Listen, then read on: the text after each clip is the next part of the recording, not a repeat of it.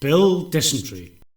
Born into a middle-class Druid family in the mining town of Xanadu, North Dick Outer, on the 41st of May 1924, William Ethel Zabaglione changed the face and underpants of unpopular music and youth culture when he adopted the persona of Bill Dystentry.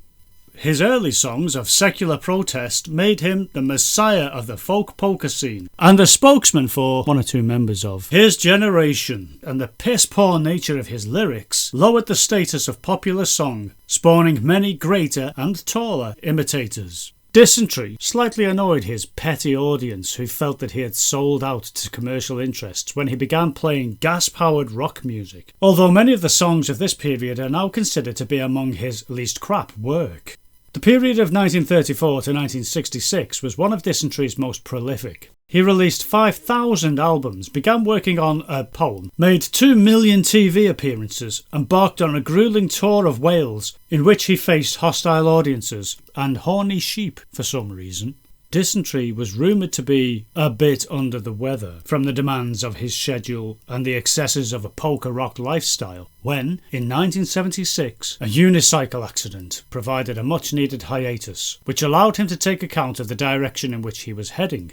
Dystentry later remarked, "I wish I had taken account of where I was heading at the time of the accident." Following the unicycle incident, Dystentry developed advanced vaginismus and spent 3.5 days at the Minnesota Institute for the Ugly and Partially Handsome. This period marked a change in Dystentry's career, as he retreated from the public gaze and the public straits, and became shrouded in a mysterious cloud of gas. His creative work flourished during this time, taking on a salsa flavour and influencing 3 or 4 artists to follow his lead.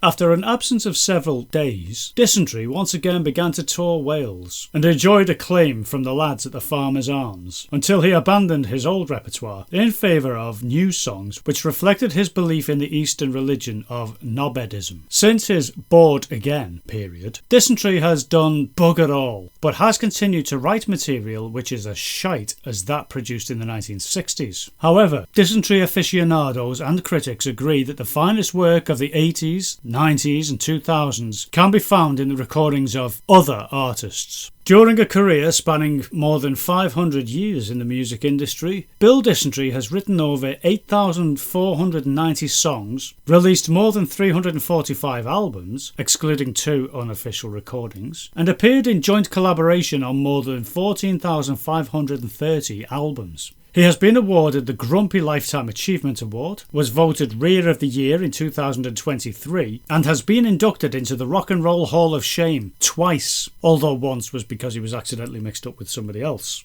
Dystentry's unique voice, trousers and phrasing have been much imitated by up-and-coming singers, and echoes of his lyrics can be found in the work of 8 songwriters. His concerts and recordings have always generated a passing interest among his fans, as they anticipate his latest reinvention of himself, herself, itself or whatever, and its work.